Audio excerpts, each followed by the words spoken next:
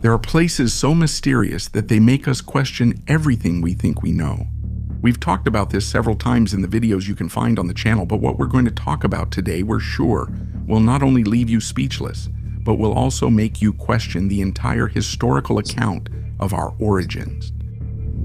Today we're going to Tiahuanaco, a desert plateau in the Bolivian Andes. Here, we will explore an extraordinary and mysterious architectural complex that still puzzles researchers today. Could this mysterious place be evidence of an ancient and advanced lost civilization? We believe so, and we're sure that if you have the patience to follow this story to the end, you'll share our opinion.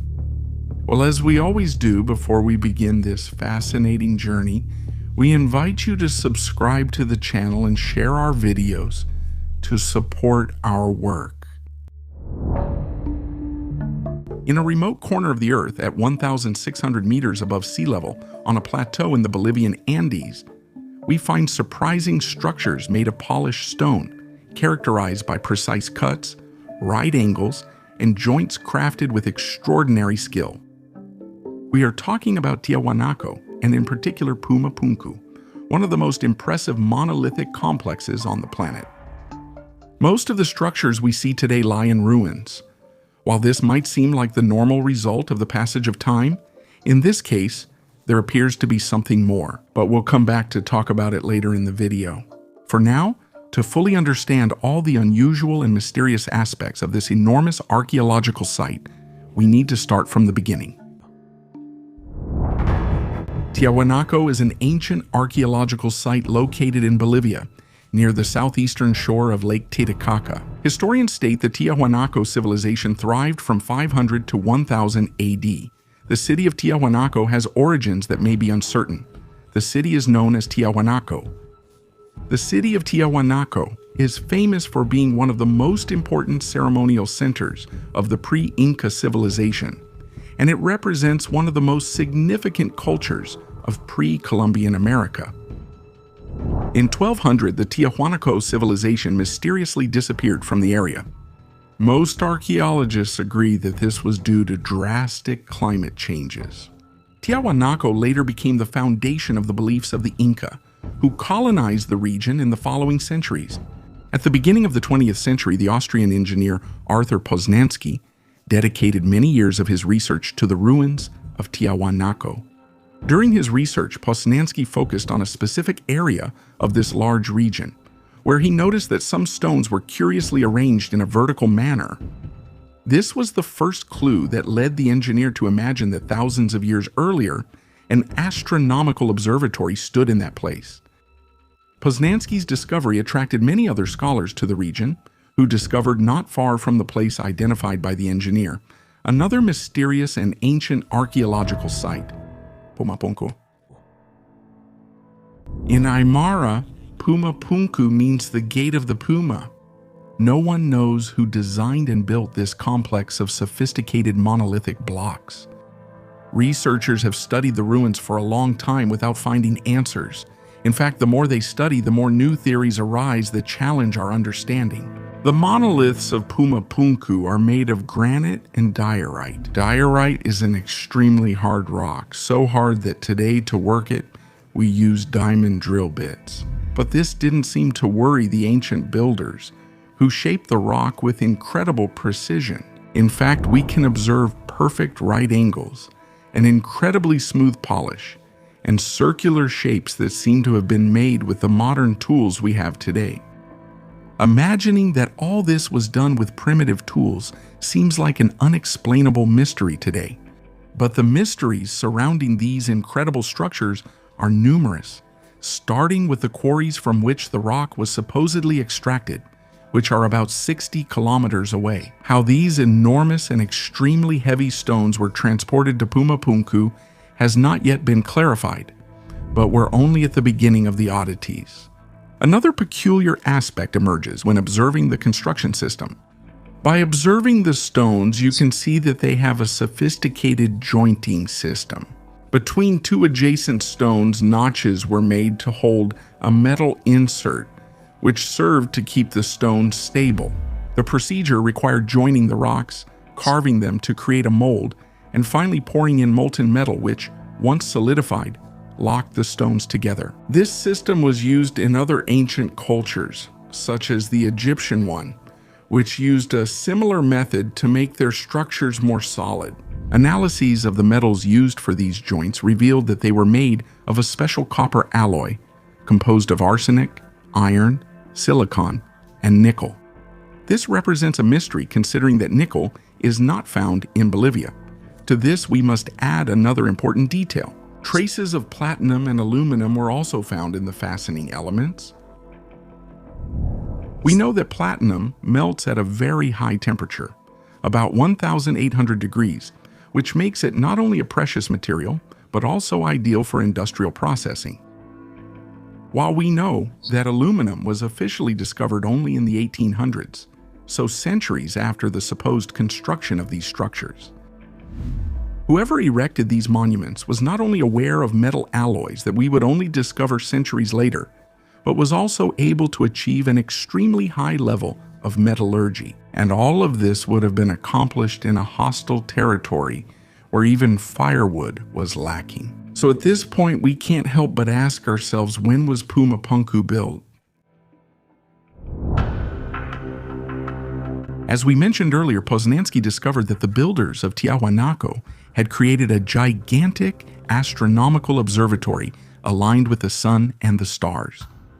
According to his calculations, on the first day of winter or summer, the sun should have risen at the corners of the temple, while on the first day of spring, the sun should have risen at the center of the gate. But today, this is not correct, because everything appears slightly misaligned. But if we backdate the construction by many years, compared to the official estimates, specifically to 15,000 years ago, everything seems to fit perfectly. This is because during that period, the Earth's axis had a different tilt compared to today. According to Orthodox archaeologists, however, this misalignment is not significant. In fact, they say it would simply be the result of a construction error. But this solution to the problem seems a bit hasty, especially if we look at a particular image depicted on the Gate of the Sun. Here, in fact, we see an animal with an unusual appearance depicted, an animal that seems to have a trunk. This image can represent only two things. In the first case, an elephant, an animal that was not present in South America but in Africa. And this should lead us to wonder how these primitive people could have known about it. In the second case, it could represent a Cuvier, a type of prehistoric elephant that lived in Latin America but became extinct 12,000 years ago. But as we've seen, according to official archaeology, the complex dates back to 500 AD, or at most, to 1500 BC. This estimate was reached thanks to carbon-14 analysis carried out on some organic remains found at the site. However, this dating is questioned by those who believe the site is much older. In fact, finding organic elements dating back to that period may not mean much, because as we know, the site was colonized by different civilizations, which took turns building it. There are conflicting opinions about the dating of the archaeological complex, and as we know, we cannot date the stone and therefore determine the exact moment when the monoliths were erected. However, we can try a less orthodox method to understand the origin of these incredible artifacts. In fact, we can ask the local populations what they know about the origin of these structures. The first to raise this question were the Spanish explorers of the 16th, 12th, and 17th centuries. Amazed by the work in front of them, they asked the locals who had built these structures, and they promptly replied that they weren't the ones who built them, nor their fathers. But all this resulted from the gods' work.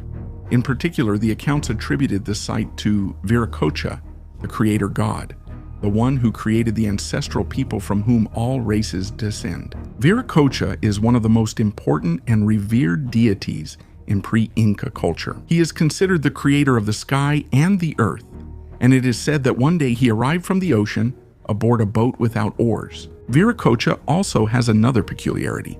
He is depicted as an old man with a beard, a physical characteristic unusual for the deities of Native American cultures, since the indigenous people of South America do not grow beards. And this is more characteristic of the physical appearance of European men than South American men. Some have hypothesized that the depiction of Viracocha may have been influenced by the arrival of Europeans. But if we look at some statues that have been attributed to the deity and that are also found at Puma Punku, we notice that these too seem to have beards. This would totally disprove that hypothesis because those statues were built many years before the arrival of Europeans on the American continent. So who is this deity that comes from the sea and has physical features unlike those of the indigenous peoples of South America? This is another mystery that's hard to solve, but a clue might come from an enigmatic inscription. In the 1960s, on land near Lake Titicaca, a vase was found bearing cryptic inscriptions inside it. For many years, these remained obscure until the American epigraphist Clyde Ahmed Winters deciphered these engravings, recognizing Proto-Sumerian characters. This oracle is for people who want to achieve purity and strengthen their character. The divine Namu will spread purity, serenity, and strength of character. Use this talisman to let wisdom and serenity blossom within you. According to Sumerian mythology, Namu is the Sumerian goddess of creation. In the Babylonian creation myth Enuma Elish, which is based on an earlier Sumerian myth, Namu is the primordial goddess of the sea, who gave birth to heaven, earth, and the first gods. But how is it possible to find Proto-Sumerian inscriptions on an artifact found near Lake Titicaca, about 4,000 meters above sea level and thousands of kilometers from the geographical area where the Sumerians were born and lived?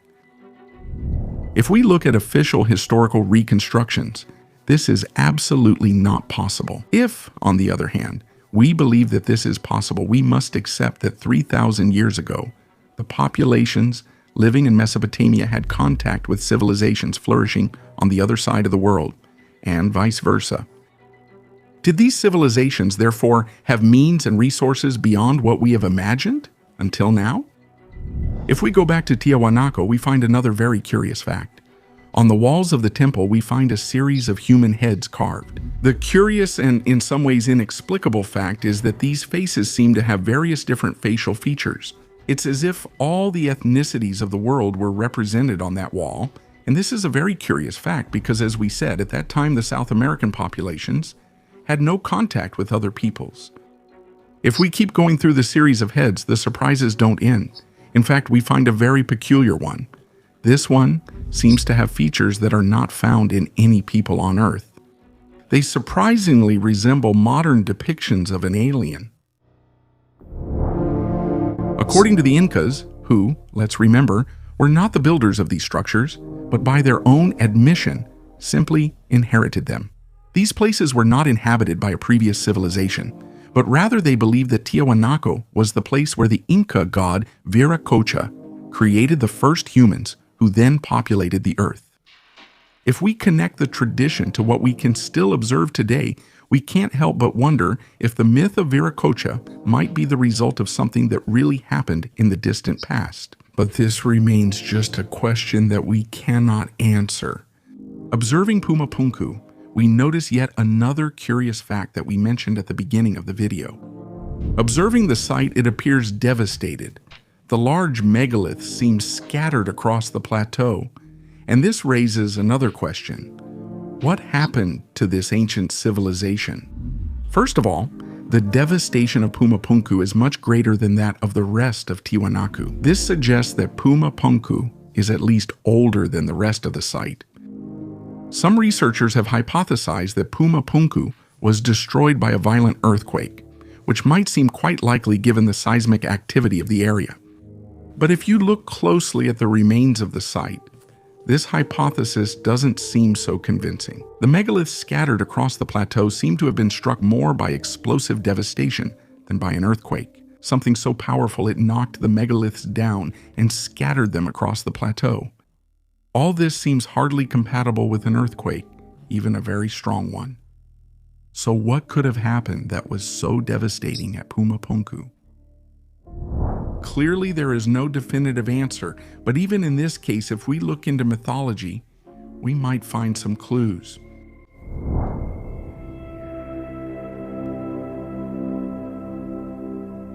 The Incas believed that a great flood, known as Unu Unu Pachacuti, which means water cataclysm, had taken place in the past. This mythical event was considered a purification of the world by the gods, especially by Viracocha. After the destruction, Viracocha would then recreate the world, giving rise to humanity and establishing the order of the cosmos.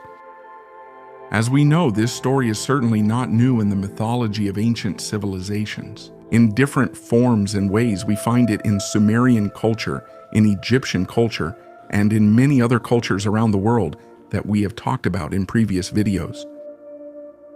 An ancient story therefore seems to connect the ancient civilizations of the past. However, saying that these stories are not supported by evidence is not correct. Puma Punku, along with many other places in the world, if it doesn't represent the definitive proof, at least forms part of a body of clues, all of which point in a specific direction. Clearly, all of this must be taken with a grain of salt, but to ignore outright the path that all these clues seem to indicate, we believe is not only wrong, but actually goes against the very progress of knowledge itself. Now we're curious to know your opinion. Write in the comments what you think, and if you like the video, subscribe to the channel to support our work. Until the next story.